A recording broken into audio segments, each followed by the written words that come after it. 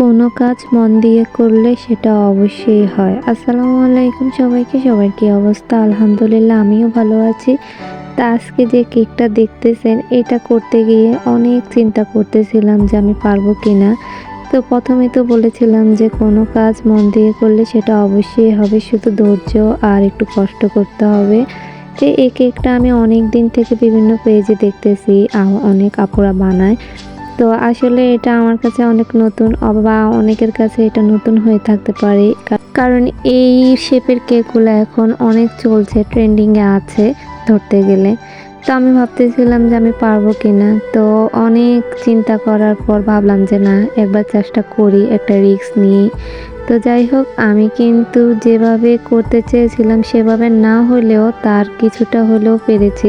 কারণ এই কেকগুলো আরও অনেক সুন্দর হয়। যারা কেক বেকিং করেন বা এই শেপের কেকগুলো বানিয়েছেন তারা বলতে পারবে। তো এই কেকটা আমি বানাতে গিয়ে এত ঝামেলার মধ্যে পড়তে হয়েছিল, কারণ এটার তো আর কোনো মোল্ড নাই। কারণ এটা রাউন্ড শেপের একটা কেক থেকে হচ্ছে এরকম একটা কেক হয়, মানে এটাকে অনেক কেটে তারপরে হচ্ছে সাইজ করে এই শেপের কেকটা আনতে হয়। যেহেতু এটার কোনো মোল্ড নেই, আমার জানা মতো এটার এখনো কোনো মোল্ড বাইর হয় নাই। তো যাই হোক, এই সাইডের এই ডিজাইনগুলো করেছিলাম আমি স্টার নজল দিয়ে। ছোট যে স্টার নজলগুলো হয়ে থাকে সেগুলো দিয়ে আসলে এই ডিজাইনটা করেছি। আর এই ডিজাইনটা একদমই সহজ। যারা হচ্ছে কেক বেকিং করে থাকেন তাদের কাছে তো এটা একদম সহজ একটা ডিজাইন।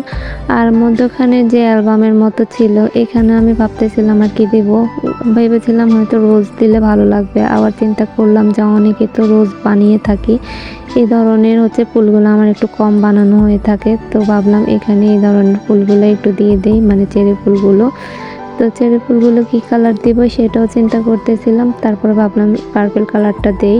আর এখানে সবুজ কালারের পাতা দিয়ে দিতেছিলাম। তো পাতাটা আমি প্রথমে ভেবেছিলাম এটা হচ্ছে যে পাতার যে নজলটা থাকে ওইটা দিয়ে দিব। তারপর ভাবলাম না, এখানে লম্বা করে পাতাটা দিলে দেখতে বেশি সুন্দর লাগবে। আর চেরি ফুলের রেণু যখন আমি দেই, এটা বেশিরভাগ আমি সুগার বলগুলা থাকে, হোয়াইট সুগার বল বা গোল্ডেন সুগার বল, এগুলা দিয়েই থাকি। তো আমি ভাবলাম এখানে হয়তো ইয়েলো কালারের রেণু দিলে দেখতে ভালো লাগবে। তো ইয়েলো কালারের কিছু রেণু দিয়ে দিলাম এখানে ক্রিমের সাথে মিক্স করে। আর ভাবলাম কিছু কলিও দিয়ে দিই, দেখতে আরও ভালো লাগবে।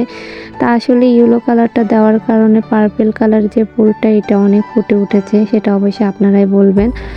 আর এখানে আমার ডিজাইন করার মতো আমি আর কিছু দেখতেছিলাম না। আর এই কেকটা যেহেতু খাওয়ার জন্য নেবে, আমাকে কোনো নাম দেয় নাই, তাই এখানে আমি ফ্যামিলি টাইম লিখে দিয়েছি, যেহেতু সবাই মিলে খাবে। আর এখানে কিছু গোল্ডেন সুগার বল দিয়ে দিতেছিলাম। তো এটাই ছিল আজকে আমার কেকের ফাইনাল লুক। আপনাদের কাছে কেমন লেগেছে সেটা অবশ্যই কমেন্ট বক্সে জানিয়ে দেবেন। সবাই ভালো থাকবেন, সুস্থ থাকবেন। আল্লাহ হাফেজ।